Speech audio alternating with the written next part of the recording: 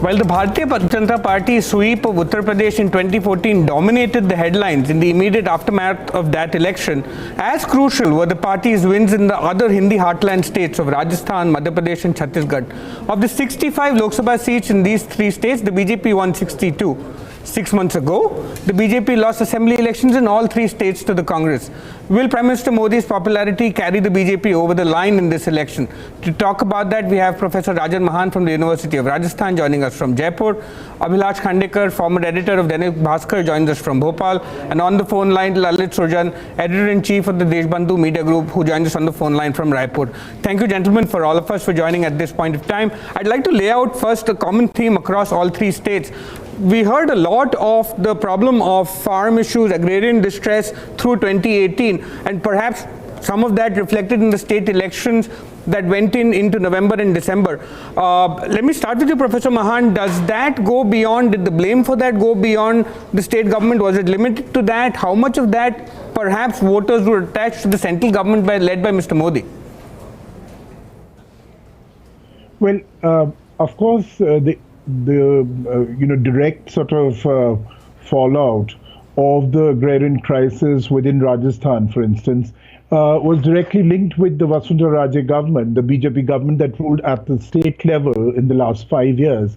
But to say that the Modi government has been blameless would actually be pretty inaccurate. And let me tell you exactly why. Because, for instance, this agrarian distress that everyone has been talking about, the farmers didn't get the relief that they were looking for, even despite the fact that the Prime Minister in the 2014 elections had categorically said that he would ensure that farm incomes would actually double up. Instead, what we found in states like Rajasthan, for instance, and that is where the blame for the center lies, is that even in crops where an increase in the MSP, the minimum support price, was announced by the government, the purchase of those crops was simply not happening to an adequate amount. And therefore, farmer distress and the anger of farmers is not limited only to the state government that was run by Vasundhara Raje in the last 5 years, but also with the Modi government at the center, there was a sense of disappointment because they promised a lot and yet not delivered exactly what would have given some concrete, adequate relief for the farmer. So one would have to admit that it's not just the anger against the Vasundhara Raje government that got reflected in December, but some of the blame for that anger would also rest on the central government led by Mr. Modi. Right. In Madhya Pradesh, Mr. Khandekar, you had the trouble in Mandsaur 2 years ago. Subsequently, you had the Madhya Pradesh government led then by Shivraj Singh Chauhan come out with the Bhavantar scheme, which tried to bridge some of the problems Professor Mahan spoke about, the difference between the market selling price and the MSP. That then perhaps did not catch as much traction as the BJP had hoped for. Kamal Nath's government came in, scrapped that scheme. Madhya Pradesh has been a hotbed of a decade of fabulous farm growth and then trouble over the last 3 years.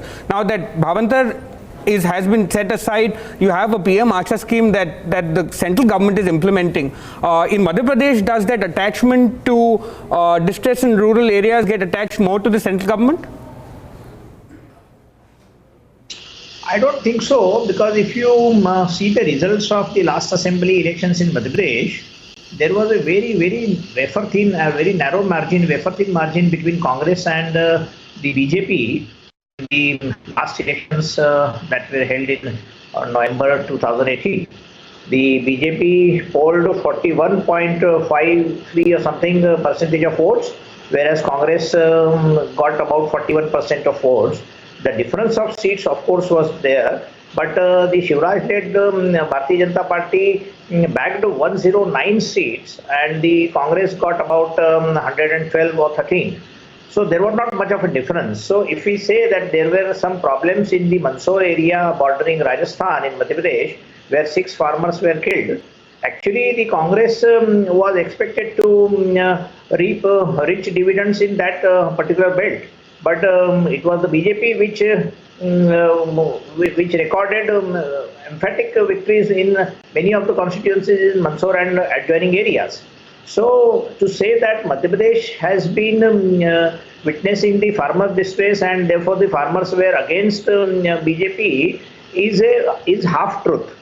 Of course, after Kamal Nath came to power, he has been talking about farm loan waivers, and the Modi government has been talking about the doubling of farmers' income. But that is actually they are aiming for 2022. And the Ashok Dalwai committee, which was formed sometime in 2017, has recently submitted the report, and the expectations from farmers or from the government is that by 2022 the farmers' income will be doubled. Whether it will actually happen, one doesn't really know. As far as Madhya Pradesh is concerned, in this Lok Sabha elections, farmers' issue is dominant. But the fact remains there are many other issues also, and one thing is certain, that the people in Madhya Pradesh are getting an impression that Kamal Nath, as Chief Minister, has not been able to get his act together, and there are a lot of power cut issues, and there are a number of other issues of transfers and postings and corruption, etc. And the farmers, specifically speaking, have not got exactly what was promised by the Congress in its manifesto. Okay. In Chhattisgarh, Mr. Surjan, you had a 15-year government that went out in the state. Through that period, other adjunct arms of the BJP, through the RSS and its Vanvasi Kalyan Ashram, you had some bit of the tribal vote that moved to the BJP. That was the one that fell through the most for the party in all these three states. Where did that equation go wrong? What blocks of voters seem to have moved in that last state election, and how much of that can be extrapolated to the Lok Sabha election? I think in the assembly elections. Yes, sorry, go on.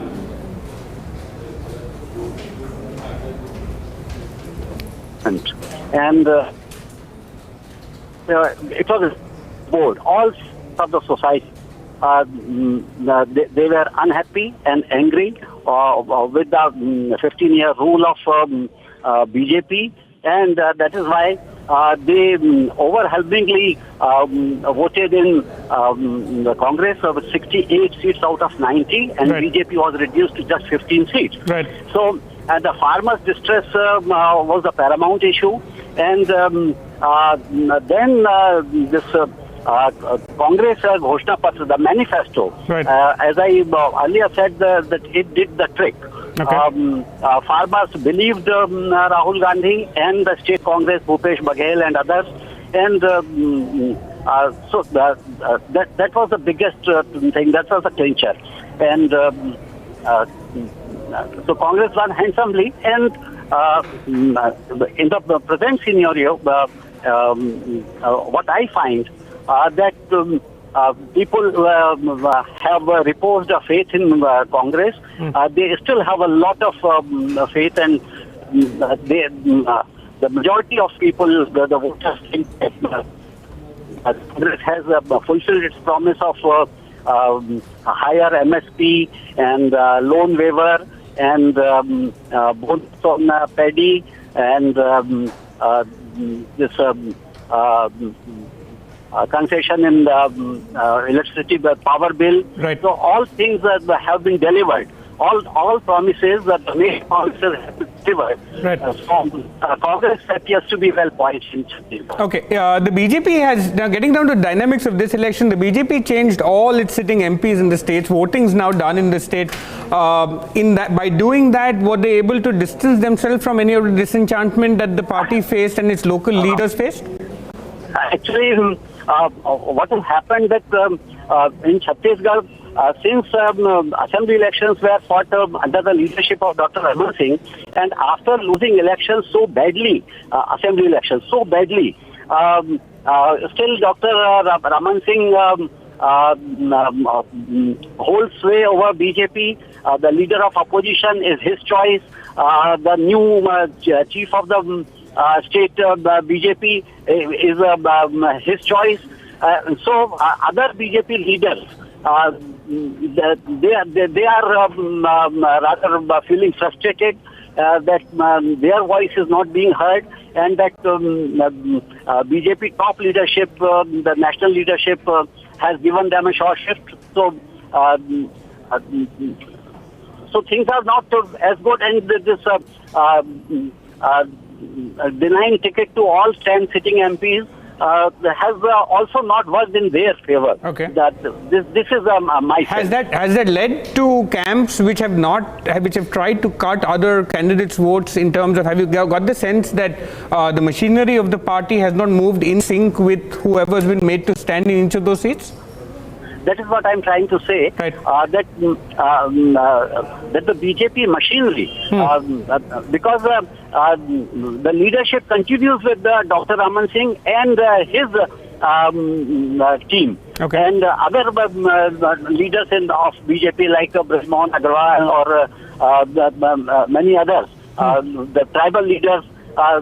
They all have been reduced to just being a MLA or just being the leader, just only for the name's sake. Okay. So that is not helping BJP here. Mr. Khandekar, in Madhya Pradesh, how involved has former Chief Minister Shivraj Singh Chauhan been in the process of candidate selection, in the process of what message to take to voters? Because I will get down to specific candidate selections in particular areas, but does the current crop of leaders who are made to stand and the message that the BJP is taking to the voters in Madhya Pradesh, does that carry Shivraj Singh's imprint, or is this straight from Delhi?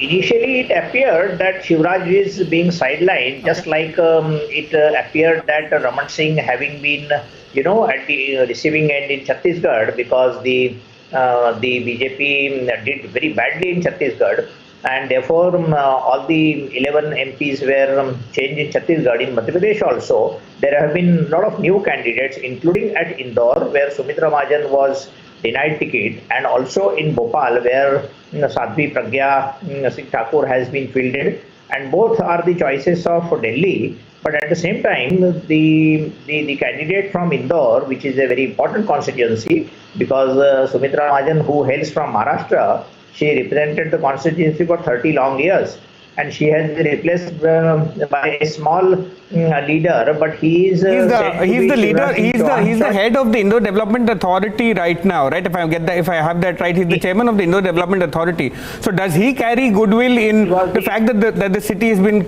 announced as the cleanest in the country? If there's a message of that the city has been managed well, does he carry any of that goodwill into this election?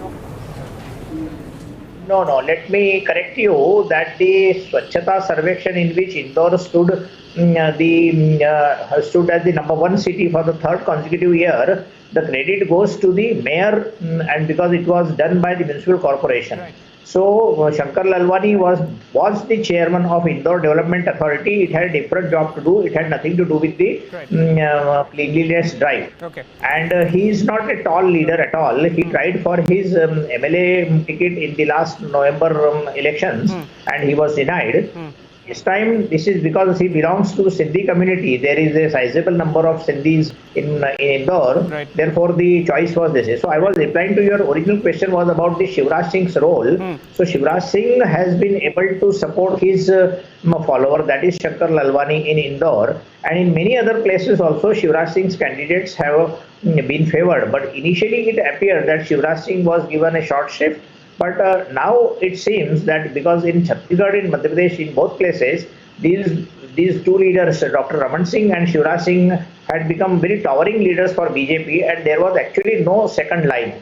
And if they were to be sidelined, BJP would have been in problems. So BJP central leadership fell back on the same leaders, and instead of completely sidelining them, they are keeping them in good humor. And some of their candidates have been given the ticket this time around. How has the candidature of Pragya Singh Thakur gone down with him?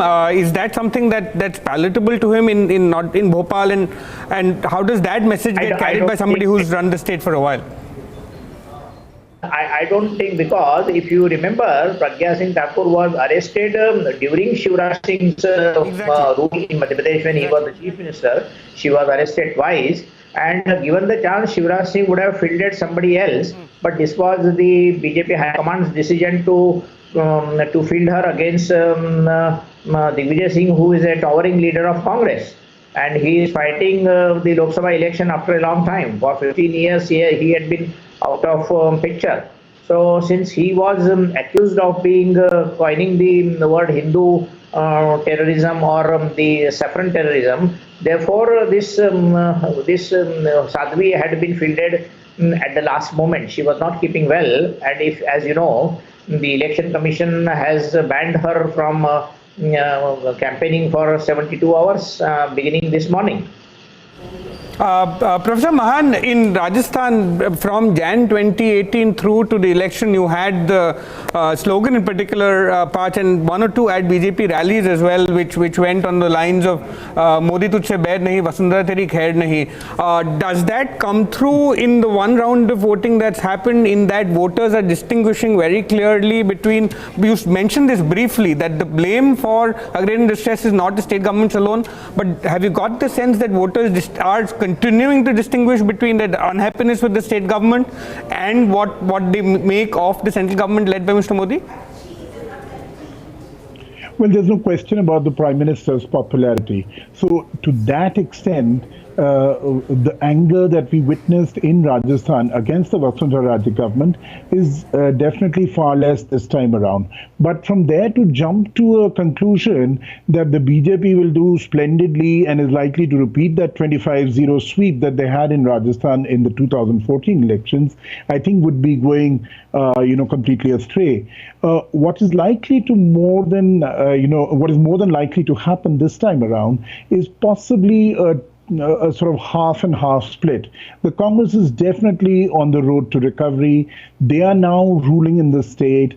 The tradition in Rajasthan has been that whichever party wins in the assembly election tends to do even better. A kind of a bandwagon effect takes place, and the party in power at the state government level then tends to do better in the Lok Sabha. In Madhya Pradesh, we've also had the trouble of, the Congress has faced the trouble of factionalism, be that until this Kamal Nath government came around, you had a faction with Digvijay Singh leading a section. You had a part where you had Kamal Nath in the eastern parts of the state, Suresh Pachauri in parts, and in the north of the state you had the Scindia family, which had its own area of influence.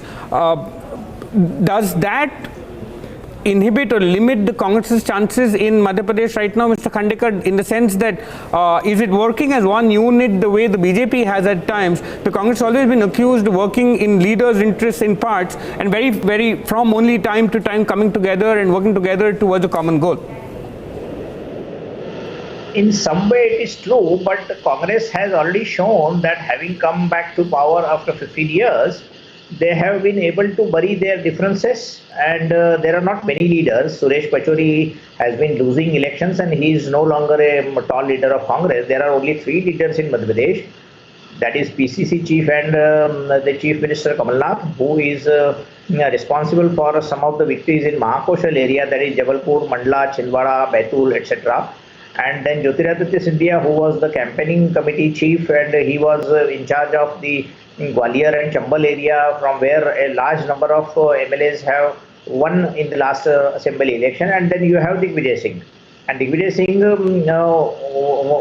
was the chief minister for 10 long years, was the first chief minister to have completed 10 years in Madhya Pradesh. Now these 3 factions had joined hands, and therefore they could come back to power after a long time. And there was this feeling among the people of Madhya Pradesh that Digvijay Singh's rule between 2003 and between 1993 and 2003 was not a great administration, and therefore the BJP won the elections under Uma Bharti's leadership in 2003, and after that continued for 15 years. But during that 15 years also, BJP was no different party, so to say, but it was not a party with a difference that which they used to claim all over the country.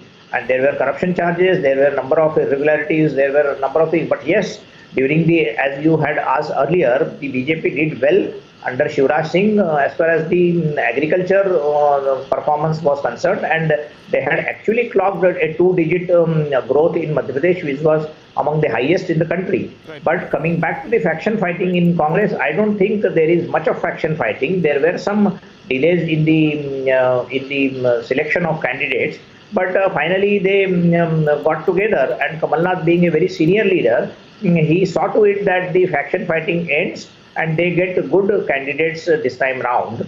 And last time some of their important leaders, including Pachauri, who had lost from Bhopal as Lok Sabha election, and then he lost assembly elections 2 consecutive times. Then Ajay Singh, who is the son of Arjun Singh, he lost from Vindh region. He is now fighting. He lost his Churat seat in assembly. Now he is fighting the city Lok Sabha seat this time now. And there are many others also who lost last time. But the Congress, I think, has been able to put its act together and is I think, fighting a good election this time round. Rajan Mahan, as Rajasthan's a border state, how much of what you were talking about has a pre-Balakot, post-Balakot sense of the BJP being able to bring this election and bring out the narrative of the importance of a strong country, one country, a response to a neighboring state? As at the front line of an international border, have voters been swayed by that narrative over the last 2-3 months? Well, there's no denial that the whole Balakot, Pulwama sort of narrative built around this strong nationalism is striking a chord. Rajasthan, as you know, is a border state, and therefore it's only natural that some of this would strike a chord. But to assume that this will, completely sweep the voters off their feet is unlikely to happen. Yes, Rajasthan sends the largest number of soldiers to the Indian Army. Yes, Rajasthan is a border state. But at the same time, there is a lived reality, which is of the last 5 years, which is that they were promised in 2013 when the BJP got into power in Rajasthan in the last, the elections, assembly elections in 2013, that voters in and then voters also at the center. And Rajasthan voted and voted heavily in favor of the BJP.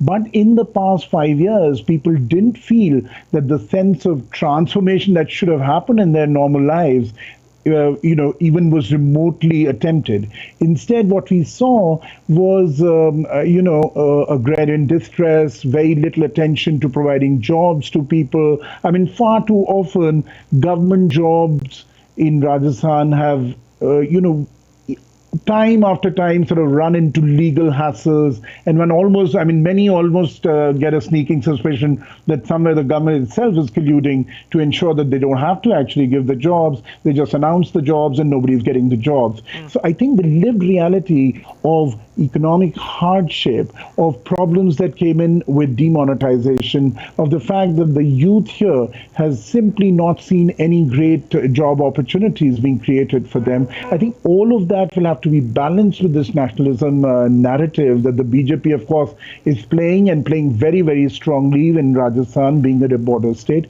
So what one gathers is that, yes, it has a resonance, it does strike a chord, but when people, reflect more coolly, then they seem to be more bothered about the bread and butter issues related to their immediate lives. And that is where the real complexity, the Congress focusing on local issues, on issues of economic hardships that people, various sections of society have faced, and the BJP concentrating heavily and almost exclusively on this, the strong nationalism narrative that they've tried to build up post-Pulwama.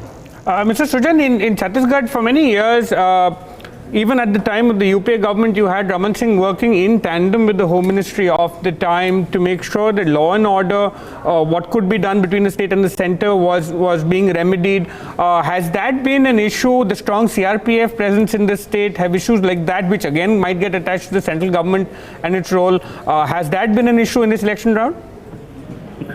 Look, the problem of Maoism is limited to South Bastar. And in other parts of the state, it has almost no impact. So, of course, if when CRPF battalion, the soldiers, when they are attacked and they are killed, but it doesn't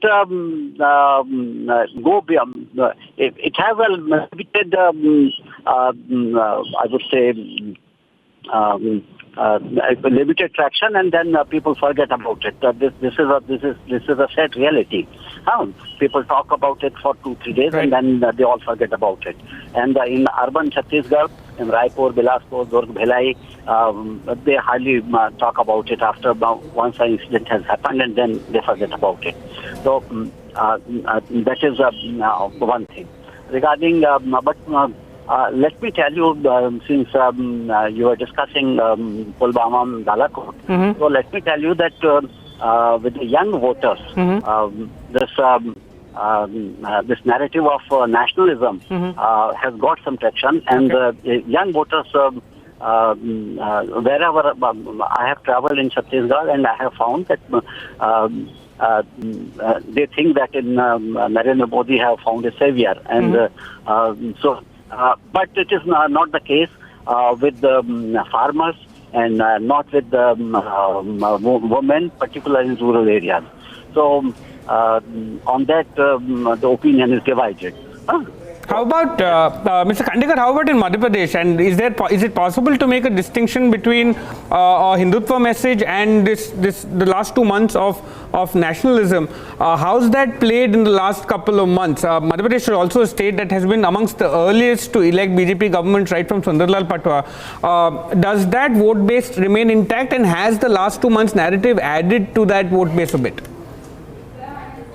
I think so, because Madhya Pradesh has been over a period of time converted into a BJP stronghold, and as you rightly said, Sundarlal Patwa or Kailash Joshi, they became the chief minister in the late 70s during the Janta government time, and after that the BJP has been coming back to power off and on, and in the last 15 years continuously in Madhya Pradesh and Chhattisgarh during the time when Chhattisgarh was divided in 2000, that is November 2000. So Madhya Pradesh has always, in the last couple of years, seen BJP going from strength to strength. Just one final round-up question to all of them. Starting with Rajan Mahan, you said, this very quick fire round, you said evenly split. So out of 25, I know most of us hate doing predictions, but out of 25, which way do you see it falling in numbers as a range that you'd give, both sides? I think the edge to the BJP. Okay. Because this is Lok Sabha, the edge is to the BJP, and they were at 25. Okay. But the Congress likely to get into double figures. Somewhere around 10 to 12 is where the Congress could achieve in this election. You're saying 15 to 10 or 13 to 12 to the BJP in Rajasthan, Mr. Khandekar in Madhya Pradesh? I'm saying about 10 to 12 for the Congress in Rajasthan, the rest to the BJP. Okay. Mr. Khandekar, which way, again, asking you to put a number or a range of numbers to Madhya Pradesh, 27 or 29 last time, how many to the BJP do you expect to see on the 23rd May? I think, like in Rajasthan also, like in Madhya Pradesh also, like Rajasthan, BJP is likely to suffer losses, because in Madhya Pradesh they had almost bagged all the seats, barring 2, like I said. This time round they are likely to lose 10 to 12 seats, which means the Congress is likely, there is no third party or there is no third force in Madhya Pradesh. So I can hazard saying this thing about 10 to 12 seats to Congress. Okay. Out of 29. All right. Mr. Sujan, how about Chhattisgarh? Again, only 1 seat dropped by the BJP in 2014. Which way do you see it going right now? It may be reversed, but Congress itself is hoping to get about 8 seats and 3 to BJP. On that note, 23rd of May, these 65 Lok Sabha seats, of which the BJP gained 62 last time. Our experts are saying about 10 each in Rajasthan and Madhya Pradesh to the Congress. You have Uttar Pradesh as well, that the party is trying to shore up against the BSP Samajwadi alliance. This is the base of what brought Mr. Modi to power. So a second term is dependent very heavily on retaining some of that strength. Thank you for watching.